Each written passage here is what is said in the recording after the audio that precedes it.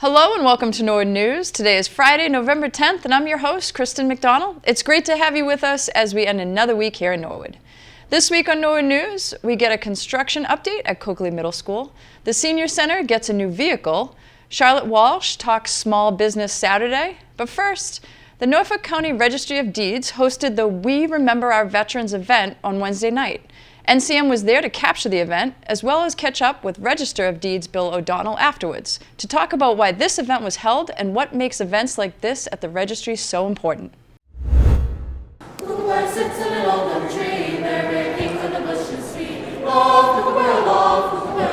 Tonight at the Registry of Deeds, we had an event, We Remember Our Veterans. With Veterans Day coming, we thought it was important to honor veterans, past, present, and future, that have sacrificed so much for the United States of America.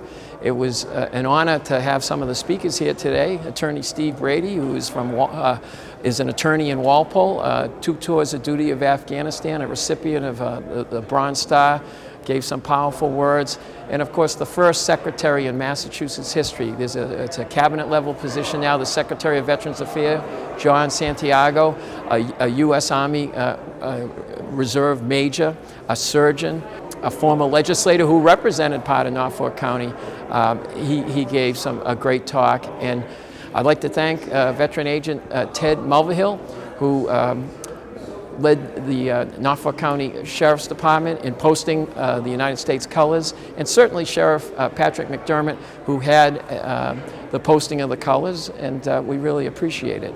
And we thank Pat McDermott for singing. Certainly I can't sing, I don't have any talents, but he certainly did. Bless America, my home, sweet home. God bless America, my home, sweet home.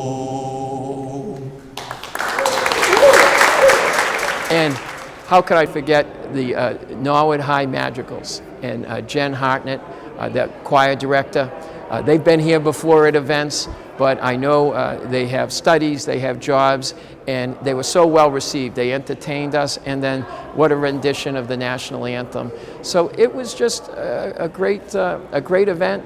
My favorite part of it is a lot of people don't know what the Registry of Deeds involves, and there's so much records here. We have records back to 1793.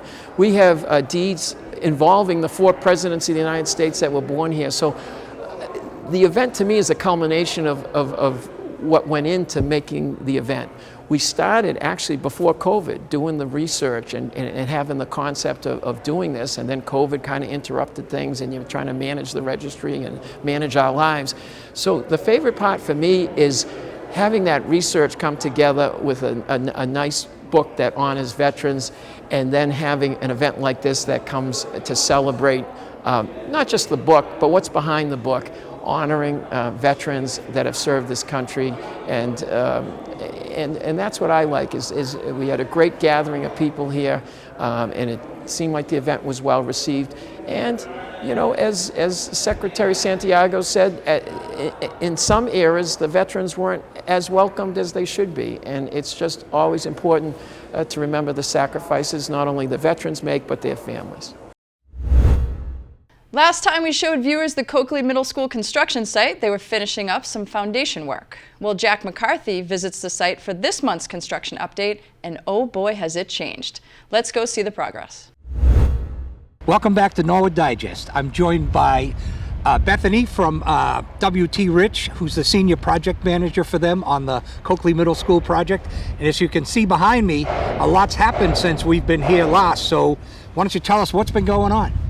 Yeah, so you can see a lot of steel. They're picking about 100 pieces a day in place here. Zone C is right on track.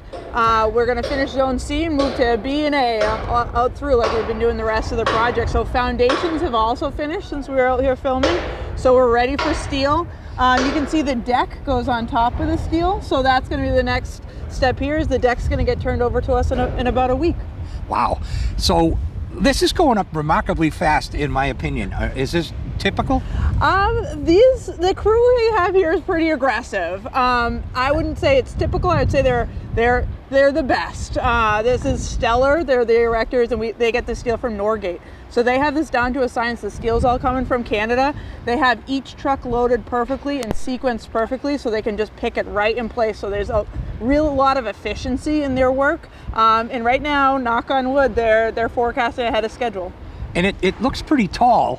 Is that the highest part? Is it going to be higher than that, or is that it? What you see here is the highest point. So there are 4 stories, and that's the highest point. Obviously, there's a little bit of framing and roofing on top of the steel, but what you see there is the highest. So we've notified FAA that we've reached our maximum height here. And why FAA? Is it because we're so close to the airport? Yep, exactly. We're in the radius for the airport, so anything we do here, for even the crane had to notify the FAA, and any other cranes we have after over a certain height, we have to notify FAA. Okay, wild. Because I don't remember doing that at the high school, but we probably did because it was on a hill. Yeah. It is the school on the hill after all. And it depends on the height and Yeah. the radius. There's a lot of factors. Oh yeah, it is further away, so. Yeah. So. But anyway, how many people do you think you have in this crew? On this crew specifically, we have about 20, 25 people, sometimes a little less. Actually, most of this crew, they've been working Mondays through Thursdays, and a lot of them come right up from Connecticut, which is where they're based. Okay. So they stay here overnight, and then there's a few local guys with them. So. And are they the only guys working now? We also still have the site work crew on site. They're doing some stuff around the site with the utilities. We also have some mechanical, electrical, plumbing companies on board. Actually, the electrician is here now doing some underground work that's over in Zone A, so a little bit further away. Again, trying to do everything underground as much as we can to get ahead of it. So. Okay, so thank you. Anything else I should know that's been going on? No, hopefully next time you see it, there'll just be more steel. All right. And we'll be right back with Luke from Vertex, and he's going to tell us what's ahead.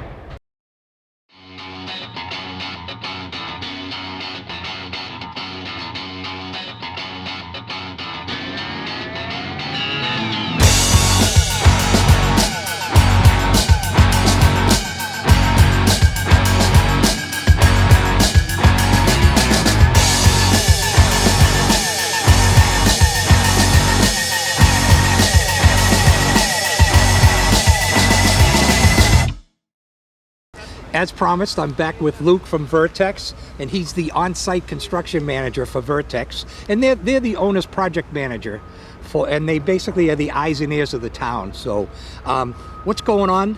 What's upcoming? What's going on? Sure. So, as Bethany mentioned, steel in Area C is wrapping up in the next 10 days, 2 weeks. They'll be turning that over.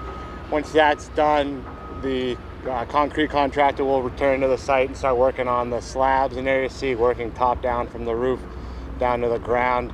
It's about a week process per floor, per slab.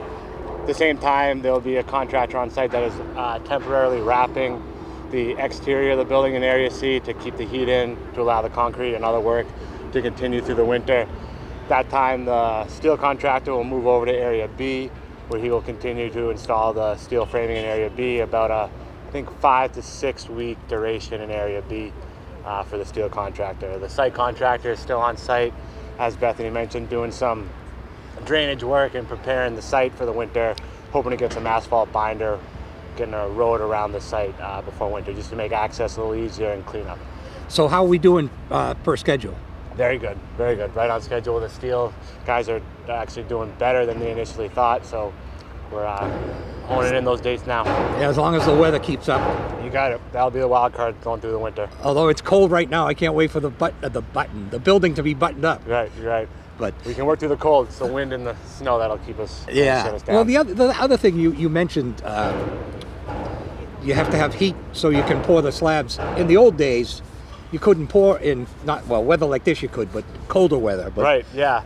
So there's temperature concerns for the steel and the rebar before the concrete is placed. So, as we said, we'll wrap the building with some heavy-duty tarps to keep the heat enclosed, and we'll bring in some temporary heaters, get those spaces warm so the concrete can cure. Okay. Anything else? No, that's it. Well, thank you for being with us, Jack. and that's going to wrap up our Coakley update for this month. We'll be right back with more Digest. When Norwood News returns, Jack McCarthy shops local with Charlotte Walsh of Charles River Running. Helen Donahue is Norwood's longest-running town meeting member, and Ron Marshalsea has the latest in sports.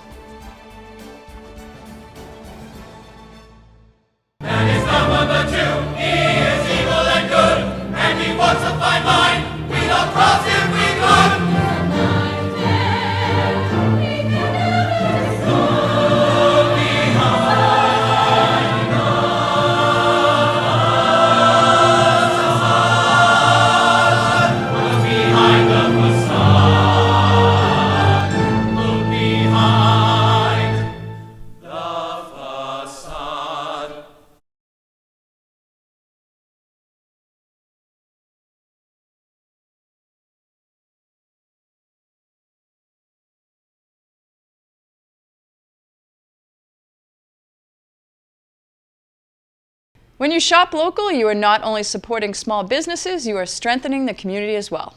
Small Business Saturday is the Saturday after Thanksgiving on November 25th. We check in with Charles River Running owner Charlotte Walsh on how you can support these businesses not only on November 25th, but all year long. Joining me now is old friend Charlotte Walsh, who's the proprietor of Charles River Running. And, you know, this time of the year, it's the Shop Local is coming up soon. So right. Let's talk about that and, you know, talk about why this is a different year than in the past. Yeah, so this year is different, Jack. I know this because I work with the Friends of Norwood Center and I organize Small Business Saturday year after year. And I get to talk to, it's my opportunity to get to walk up and down the streets and stop into everyone's store and ask how they're doing. And this year I really get a sense that things are different. And we all know things are different. The economy is really tough. But it's really hurting the merchants, and it's hitting them hard this year. So if everyone could just make a mental note of where we are in this place and time, and that if you love your downtown, and I know Norwood loves their downtown, we have to spend our money here, because unless we spend our money here, they can't stay open. Right, and you're helping yourself too when you spend your money here, because when you do that, a lot of it stays around. Absolutely. It's called the multiplier effect. And that means, for example, like Charles River Running, my accountant is in Norwood. I do local banking. My insurance agent is in Norwood. So when I spend my money as a business that I get to do because people buy shoes here, the money stays in the local economy, and I employ people that live in Norwood. So it just, if you spend your money in Norwood, it just helps everyone in Norwood, and it doesn't help anyone in Norwood when you give your money to Jeff Bezos. No, it does not. No, it doesn't. No. And you know, I always say, this is my rant, if you will, when I talk about shopping local. You know, these are the folks that we hit up all the time when we need to sponsor something at the Little League, something, you know, at the PTA. You know, these are the shops we knock on their door and say, can you help us? And now's the time for them to help us. But it's not like it's charity. I mean, look around this shop. You're getting quality goods at a reasonable price, and the money's going to stay here, and you're keeping the tax base high. You're doing everything good for the town. Plus, it's great to have a downtown that you can walk around and shop. It is, and we've really noticed the increase in foot traffic down here, and it's fantastic. And people stop and they look in the windows. But wouldn't it be horrible if there were a lot of empty windows? And we've been through that before. So now we have these businesses here. We have very low vacancy. But we have to spend our money at these stores and these restaurants, the salons, the fitness studios. We need to do that. So not just November 25th, which is Small Business Saturday, but really during this holiday season, we need to think about coming to the center and giving these businesses a boost so that we can get through the winter. And we'll be open in the spring. That's right. Yeah. So let's talk a little bit about what's going to happen that day. Yes, it's going to be a great day. We have over 40 merchants signed up on our scavenger hunt postcard. So we have a postcard that folks can pick up at Perks or here or the Juice Bar, and you just take that postcard around town, and all the businesses that are participating, which is almost all of them, are listed on the back. You shop or dine or get a massage or get your nails done. You check that business's name off on the back and you return the postcard to me. And if I'm not open, you can just put it through the mail slot. And we will collect the cards and pick winners. We have 12 amazing prizes donated by the local businesses to give out to the shoppers. And none of them are lunch with me, so they're really good prizes. So what else do we need to let people know? Well, we need to know that we're a community and we wouldn't be here without all of you. So we appreciate you, we thank you, and we're just asking you to come out and spend some money downtown.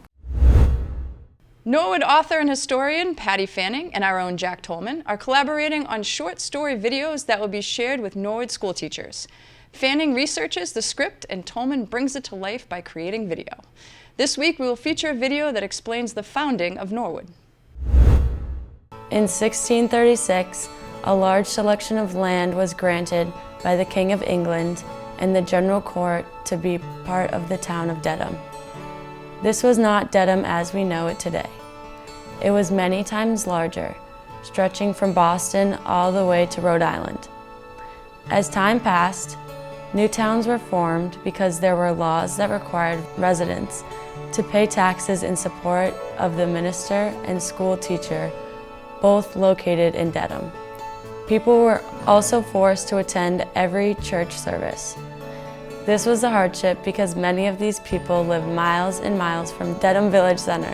One by one, all of the 14 communities we know today separated from their mother town of Dedham and formed their own parishes and towns. They include today's Wrentham, Franklin, Norfolk, Medway, Millis, Medfield, Walpole, and Dover. The southern part of Dedham was an open and slightly wooded area. This small settlement was called Tayat. Local historians believe this word refers to the native language words meaning enclosed by waters or watering place. It was a fitting nickname because the area was bound on the east by the Neponset River and on the west by many brooks and small streams. The rich soil and water supply made the area good for farming. The many fish, birds, and other animals made the land good for hunting too. The community attracted more settlers. By 1659, Joshua Fisher was granted land by the king in this district of South Dedham, and he set up a sawmill. Before 1700, they were joined by others, including the Morse, Dean, and Everett families. You may recognize these names as street names today. Do you know where they are? This group became more independent of Dedham, even holding secret religious services in their homes as early as 1722. The residents of Tayat kept asking to have their own meeting house and minister. Finally, in 1734, the second or South Parish was created. The Reverend Thomas Balch was the first minister. The church and parsonage were built in the area of the present Morrow Memorial Library. A schoolhouse for the village of South Dedham was opened in 1740. The South Parish became its own community and did not want to pay taxes to Dedham. Due to the distance from Dedham Center, where the high school was located, and the danger and the time it took to get there, people wanted to separate from Dedham and form their own town.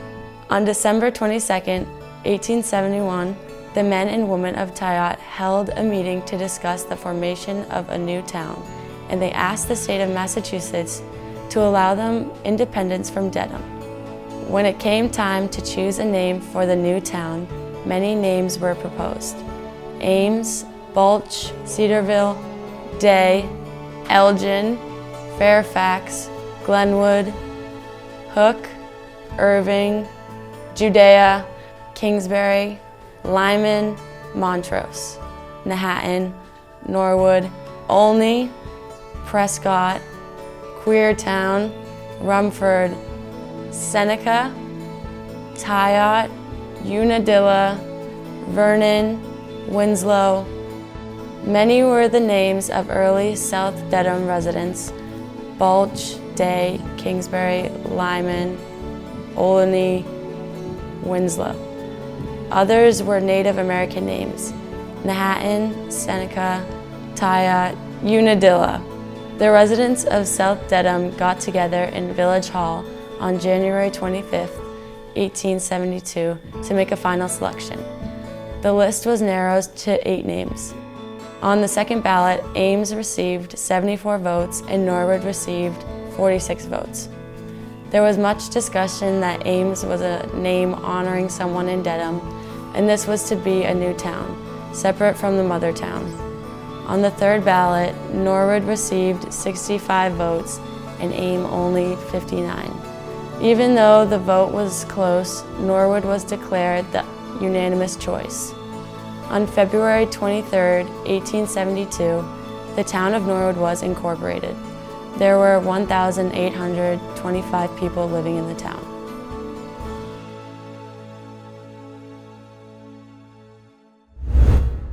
Thanks, Patty and Jack. We enjoy learning about our town and look forward to your videos. Now let's toss it over to Lucy Scafati with the latest in school news. I'm Lucy Scafati, and let's take a look at some activities happening in our Norwood schools this week.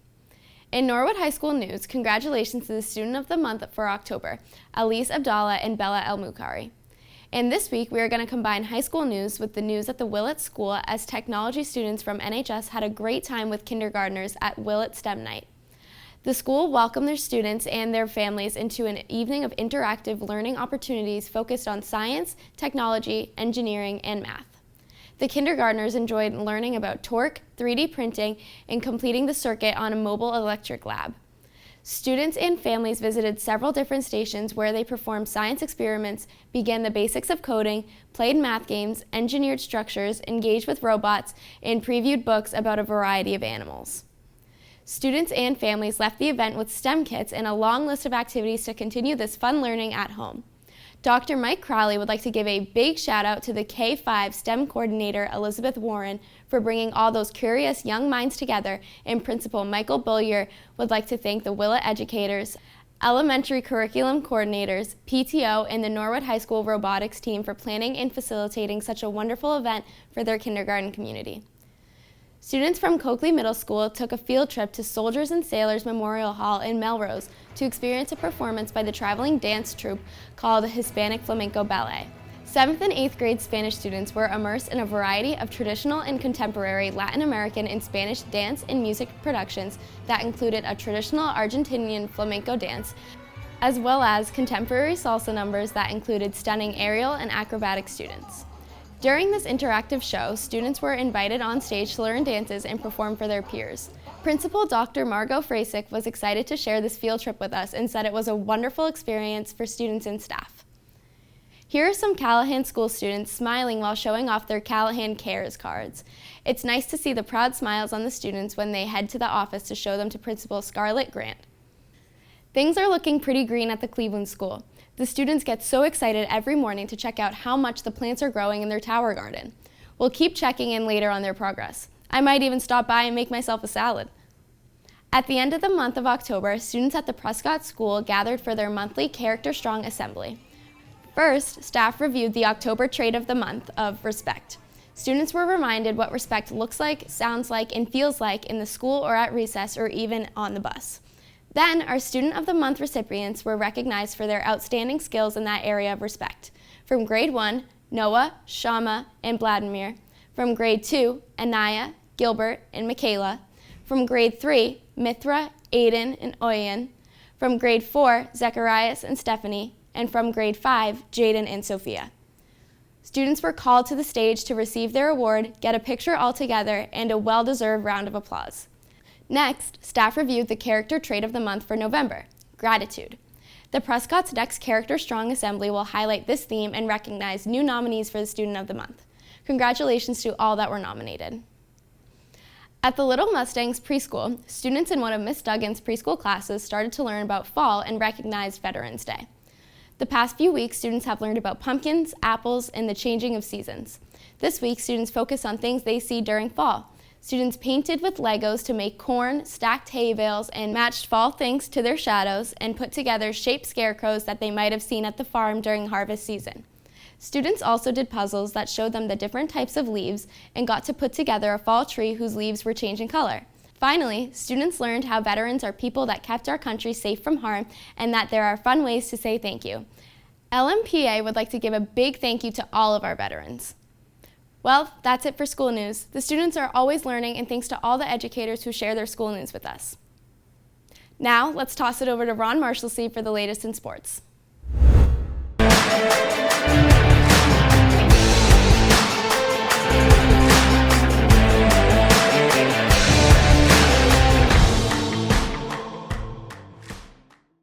I'm Ron Marshalsea, and this is your Sports Update.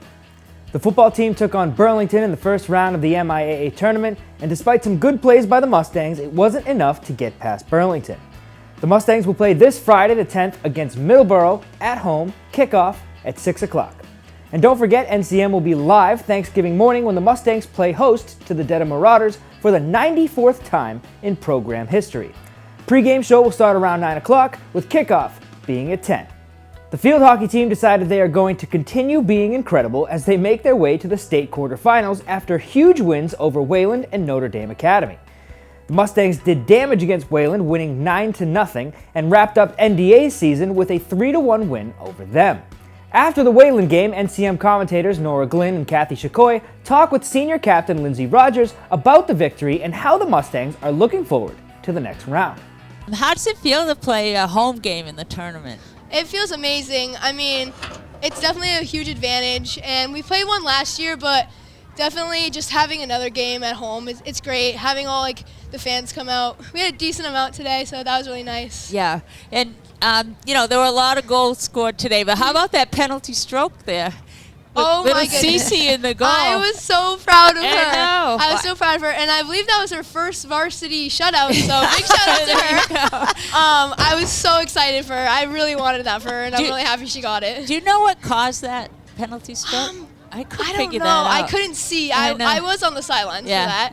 Okay. But I know there were a lot of substitutions, which is great. Yeah. A lot of freshmen got in. I was very excited for them. Yeah, on the JV team. They were beginner field hockey players. And she said, she praised the seniors, the captains. So you're one of them.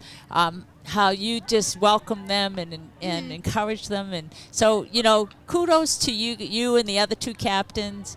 And your whole team, the upperclassmen especially, for being like that. That's impressive. It's human beings, and and the whole community appreciates that. Yeah, well, I think it's definitely important to do that. Just they're the future, and I think we want to leave a good mark. And even when I'm leaving, I still want everyone to do well after I'm gone. Yeah, good for you. Good for you. Well, congratulations. Thank you. And we'll be rooting for you. You know that. Early and often, right? Yep, of course. Congratulations, Lindsay. Thank you, guys. You did what you said you were going to do. You did. All right. Well, good luck in the next game. Thank Good you. luck. Okay.